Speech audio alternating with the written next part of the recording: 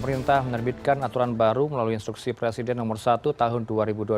Setiap warga negara wajib memiliki kartu BPJS Kesehatan. Mulai dari jual beli tanah, bikin SIM, STNK, SKCK, hingga naik haji dan umroh, wajib mencantumkan BPJS Kesehatan. Pemerintah membuat aturan baru bahwa BPJS Kesehatan menjadi syarat untuk mengurus layanan publik seperti permohonan pembuatan SIM, STNK, dan SKCK. Ikuti ulasan selengkapnya di episode ini bareng aku, Mela, hanya di Headline.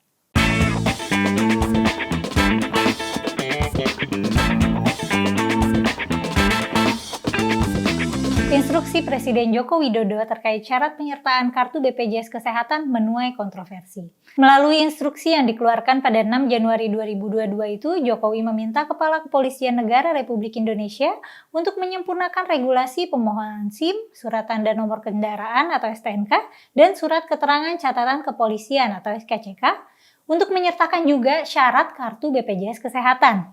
Presiden juga menginstruksikan Menteri Agama untuk menjadikan BPJS Kesehatan sebagai syarat bagi calon jamaah umroh dan haji. Hal ini lantas menuai komentar banyak pihak termasuk pegiat media sosial Hisham Mochtar. Melalui cuitan di akun Twitternya @HishamMochtar, ia memberi sindiran menohok terkait peraturan tersebut. Hisham mengatakan belum tentu semua orang mampu membayar iuran setiap bulan untuk BPJS Kesehatan. Dan menutup cuitannya, Hisham juga nampak heran dengan instruksi syarat penyertaan BPJS Kesehatan untuk SIM, STNK, hingga SKCK. Selain Hisham, sejumlah warga juga mengatakan bahwa kebijakan pemerintah yang menjadikan kartu BPJS Kesehatan sebagai salah satu syarat untuk membuat surat izin mengemudi, surat tanda nomor kendaraan, dan surat keterangan catatan kepolisian kurang tepat dan malah bisa menghambat prosesnya itu sendiri. Salah seorang warga bernama Umar, 24 tahun, yang merupakan seorang mahasiswa asal Bandung, mengatakan aturan tersebut bisa menghambat bagi warga yang memang belum ikut program BPJS Kesehatan, tapi butuh untuk membuat SIM.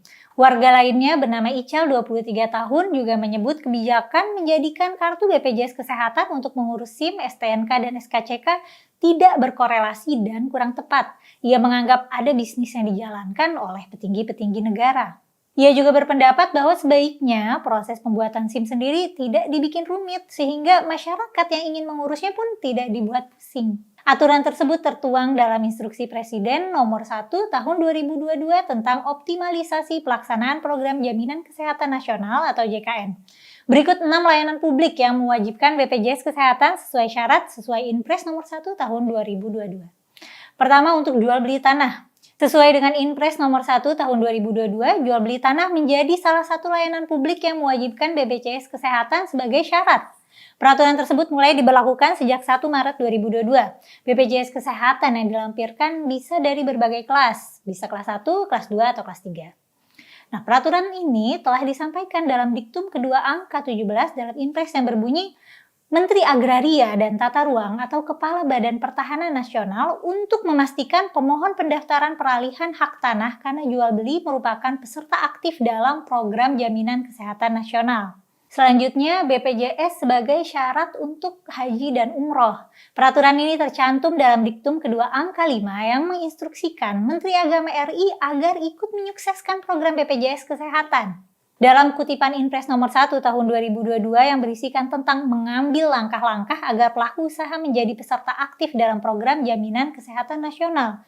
Meski demikian, syarat BPJS untuk haji dan umroh masih belum diterapkan karena masih dalam proses pembahasan dengan sejumlah pihak. Kemudian BPJS untuk permohonan SIM, STNK, dan SKCK. BPJS Kesehatan juga menjadi syarat wajib permohonan SIM, STNK, dan SKCK. Peraturan ini tercantum pada Instruksi Presiden kepada Kepala Kepolisian Negara RI. Selanjutnya, syarat BPJS untuk mengajukan kredit usaha rakyat. Masyarakat yang mengajukan kredit usaha rakyat atau KUR juga diwajibkan menyertakan keikutsertaan BPJS Kesehatan. Adapun peraturan ini telah tercantum pada Instruksi Presiden kepada Menteri Koordinator Bidang Perekonomian yang berisi melakukan upaya agar peserta penerima kredit usaha rakyat menjadi peserta aktif dalam Program Jaminan Kesehatan Nasional. Selanjutnya, syarat BPJS untuk mengajukan izin usaha. Bagi masyarakat yang sedang mengurus izin usaha juga diwajibkan melampirkan keikutsertaan BPJS Kesehatan. Dalam Inpres, Presiden meminta Mendagri untuk mendorong kepala daerah, mulai dari gubernur hingga bupati dan wali kota, untuk menerapkan kebijakan tersebut. Impresnya berisi mendorong gubernur dan bupati atau wali kota untuk mewajibkan permohon perizinan berusaha dan pelayanan publik di daerah menjadi peserta aktif dalam program jaminan kesehatan nasional. Nah, yang terakhir, syarat BPJS untuk sekolah. BPJS Kesehatan juga diwajibkan untuk sekolah, baik di bawah Kementerian Agama RI atau Kementerian Pendidikan. Peserta didik, pendidik, dan tenaga kependidikan diwajibkan aktif terdaftar sebagai peserta BPJS Kesehatan. Impresnya berisi memastikan peserta didik, pendidik, dan tenaga kependidikan pada satuan pendidikan baik formal maupun non-formal di lingkungan Kementerian Agama merupakan peserta aktif dalam program Jaminan Kesehatan Nasional. Untuk itu, bagi masyarakat yang masih belum terdaftar dalam BPJS Kesehatan, dapat melakukan pendaftaran baik secara offline dengan datang ke kantor cabang terdekat maupun secara online menggunakan aplikasi JKN Mobile. Semoga pemerintah Indonesia dapat memberikan keputusan untuk membuat aturan-aturan yang tidak menyusahkan rakyat. Dan apabila memang peraturan tersebut bersifat bagus untuk negara ini supaya semakin maju, semoga pemerintah juga memberikan penjelasan ya, sehingga masyarakat bisa mengerti dan mengikuti aturan yang sudah ditetapkan. Kalau menurut kamu gimana nih tentang syarat BPJS untuk layanan publik? Nah, kamu bisa komen pendapat kamu di kolom komentar. Sekian dulu ya ulasan headline kali ini. Makasih sudah menonton. Jangan lupa untuk like dan share video ini kalau dirasa bermanfaat. Subscribe juga channel Geolive dan nyalain lonceng notifikasi biar nggak ketinggalan video terbaru Geolive. Sampai ketemu lagi di episode headline selanjutnya.